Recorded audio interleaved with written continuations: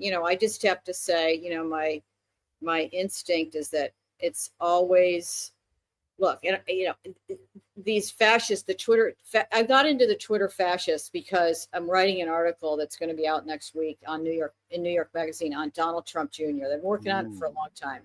And in order to do that story, I delved deeply into this Twitter world that he is sort of a part of. He platforms some of these guys, and then you started to find these links between some of these people that he platforms and each other, and other Trump administration officials now, like Darren Beatty is out, but there are a lot of them operating under anonymous names on Twitter, and they're just vile. They have these incredibly vile points of view. They're Darren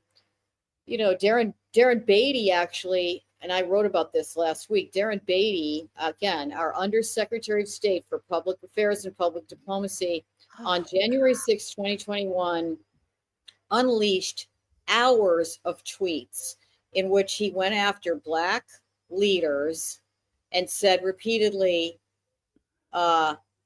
you need to take a knee to MAGA. You need to learn your place in society. You need to learn your place. You need to learn your place, over and over, directed at Black leaders. Wow. And now somebody who uses that language, that is straight out of Django. That's the character that Leo DiCaprio played in, boy, you need to learn your place.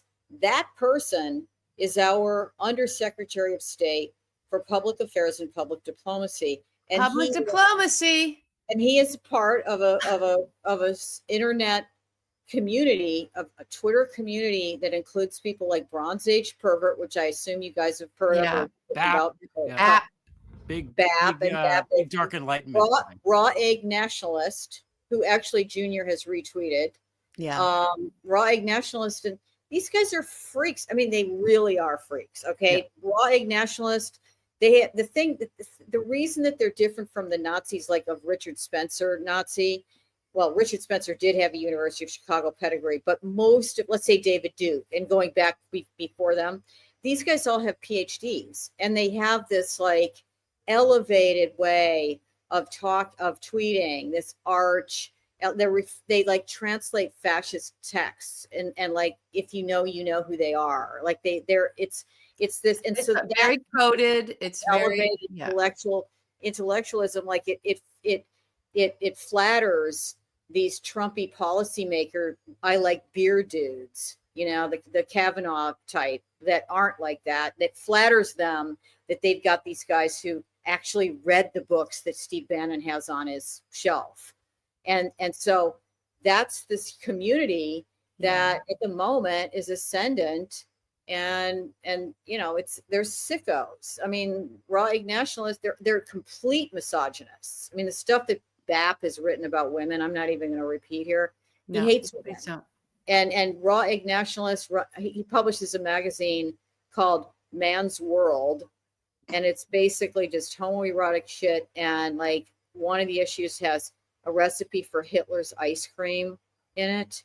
And the whole Greenland thing is it's like a dog whistle to these guys, because Greenland for years, Julius Evola and these fascists in Europe have always talked about Greenland as this, the Greek mythology of the white philosopher priest race that came from Hyperborea. You can see that in their tweets, that once Junior went over there, they went nuts over this. This is this is the infiltration of the leadership of our government by actual fucking Nazis.